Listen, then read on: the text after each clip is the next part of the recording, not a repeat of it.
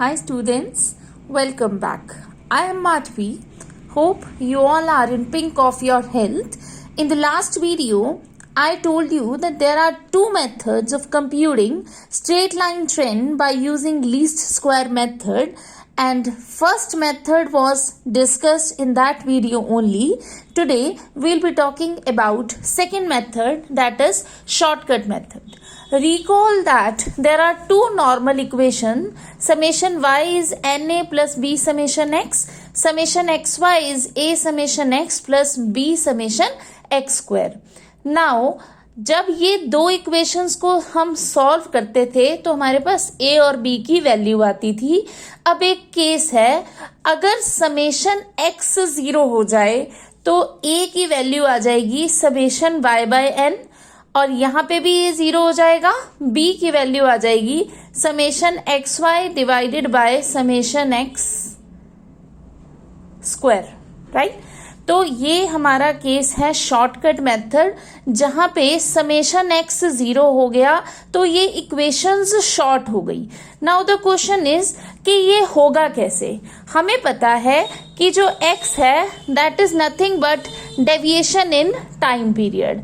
अब अगर वो डेविएशन हम मिडल ईयर से ले ले, मिडल ईयर से वो ले तो आधी नेगेटिव होंगी आधी पॉजिटिव होंगी and summation X will come out to be 0. इसको एक एग्जांपल से देखते हैं. फिट a straight line trend by the method of least square to the following data and also show the trend line on the graph paper.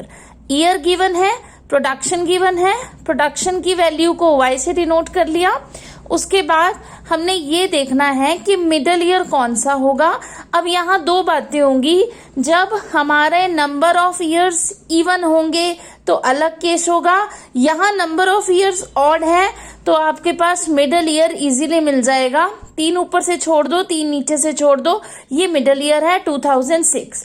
तो आपने पहले deviations जो लेते थे किसी भी ईयर में से हम ले सकते थे, और यूजुअली हम फर्स्ट ईयर या फर्स्ट ईयर से पहले वाले ईयर से लेते थे.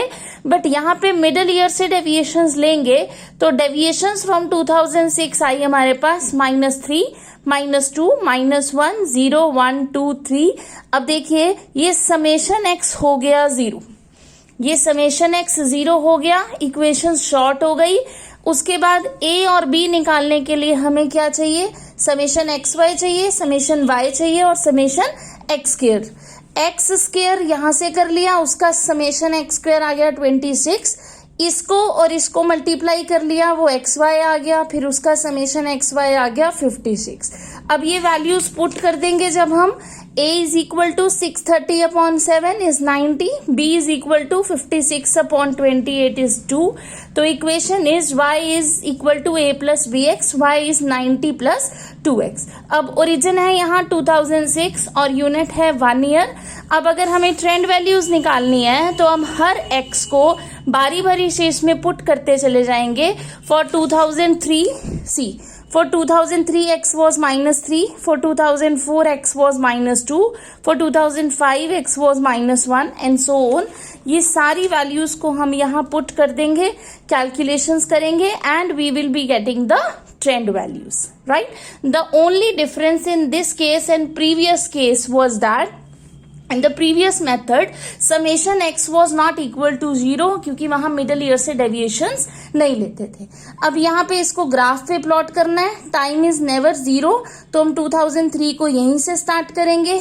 इसको हम फॉल्स बेस लाइन बोलते हैं क्योंकि 0 और 80 में बहुत ज्यादा डिफरेंस है, और हम एक्चुअल वैल्यूज को प्लॉट करेंगे. ये हमारा एक्चुअल डेटा है, और उसके बाद ये ट्रेंड वैल्यूज को प्लॉट करेंगे तो ये हमारी ट्रेंड लाइन है, राइट. अब इसमें एक एक्सेप्शनल केस है. हम नॉर्मली तो क्या होगा, जब मिडल ईयर से डेविएशन लेंगे तो समेशन एक्स 0 आएगा. बट अगर हमारे ईयर्स में गैप हो मीन्स सपोज 2001 के बाद 2002 है, फिर 2003 मिसिंग है एंड देन देयर इज 2004, 5, 6. उस केस में summation X will not be equal to 0. कोई प्रैक्टिकल क्वेश्चन में आप देखिएगा जब गैप है इन द इयर्स तो उसमें summation X is not equal to 0, तब ये शॉर्टकट मेथड नहीं लगेगा. समेशन एक्स 0 नहीं होगा तो in that case normal equations will be solved as we did in the direct method, उसी तरह से सॉल्व करनी है, वो शॉर्टकट से नहीं होगा, समेशन एक्स 0 नहीं आएगा। This is the case when number of years is odd. अब दूसरा केस देखते हैं, जब हमारे पास नंबर ऑफ इयर्स क्या होंगे, इवन होंगे। देखिए इस केस में 2001, 2, 3, 4, 5, 6, 7, 8, यहाँ पे n जो है 8 है, नंबर ऑफ इयर्स क्या है, इवन है। इसमें भी क्या करना है आपको, स्ट्रेट लाइन ट्रेंड को फिट करना है यूजिंग लीस्ट स्क्वायर और 2010 का प्रॉफिट एस्टिमेट करना है, राइट। जैसे पहले किया था हमने, मिडल ईयर फाइंड आउट करना है। अब यहाँ पे अगर इक्वल इक्वल छोड़ते हैं तो बीच में 2 साल बचेंगे, 2004 एंड 2005। इन दोनों को ऐड करो, डिवाइड बाय 2 करो, तो हमारे पास आ जाएगा 2004.5, राइट। अब हमने जो डेविएशंस लेनी है वो 2004.5 से लेनी है, तो वो डेविएशंस आएंगी -3.5, -2.5, -1.5, -0.5, 0.5, 1.5, 2.5 एंड 3.5, राइट। अब हमें वही equation y is equal to a plus B X, वही दोनों नॉर्मल इक्वेशंस जहां से हमने समेशन x 0 किया था, ये समेशन x 0 आएगा हमारे पास, क्योंकि जितनी पॉजिटिव वैल्यू उतनी नेगेटिव वैल्यूज हैं, तो a आएगा समेशन y बाय n और b आएगा summation X Y by summation X square. तो जब हम समेशन एक्स वाई की वैल्यू पुट करेंगे, इसको इससे मल्टीप्लाई करेंगे, फिर सम करेंगे, फिर x का स्क्वायर करेंगे, उसका सम करेंगे, ये सारी वैल्यूज यहाँ पुट करेंगे, तो a आएगा 91.75 और b आएगा 2.5।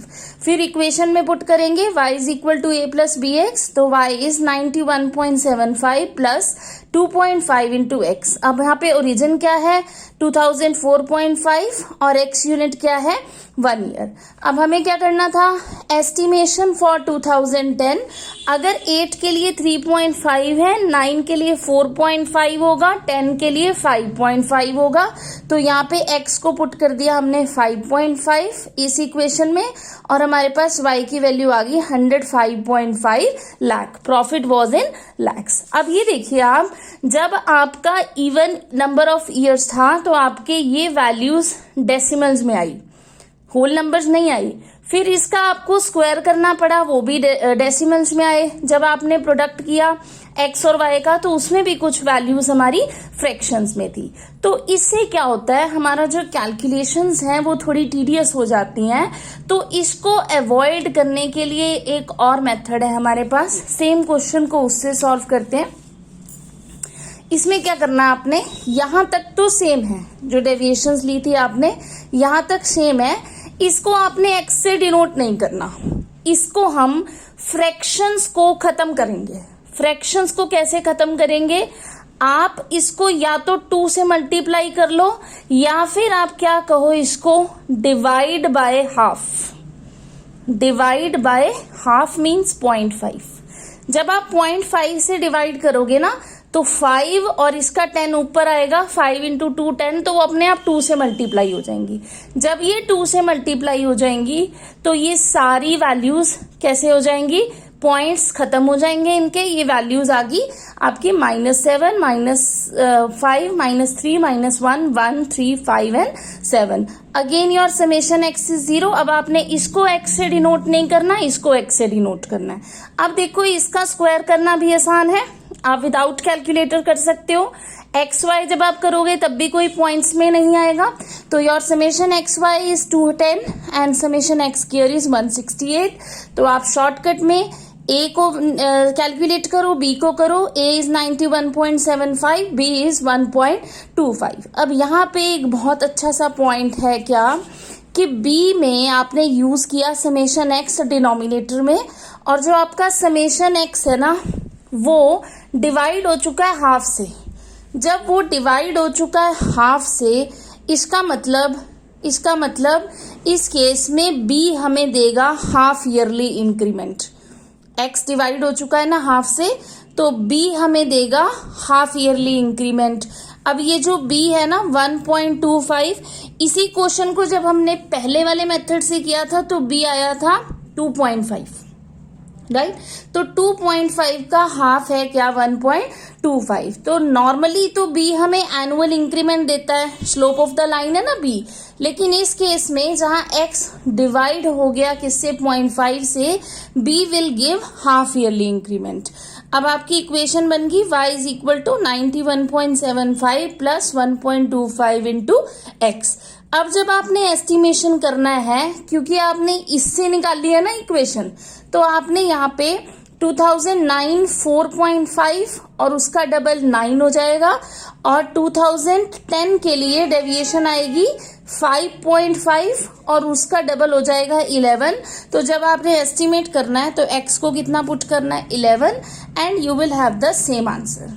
आपने सिर्फ यही चीज ध्यान रखनी है कि जब आपने डेविएशंस को डिवाइड कर दिया हाफ से, तो उस केस में b देगा हमें half yearly increment, right. Half yearly increment देगा तो आपने उसको नलीफाई करने के लिए जो वैल्यू पुट करनी है वो डबल वाली वैल्यू पुट करनी है। डबल वाली मीन्स जो x की ये वाली वैल्यू है, ये ऑलरेडी मल्टीप्लाइड बाय 2 है ना, तो वो जो b हाफ हुआ है वो इससे नलीफाई हो जाएगा। इस तरह से आप क्या निकाल सकते हो, trend values using shortcut method of least square method, right. Next we'll be taking up in the next video. Thank you.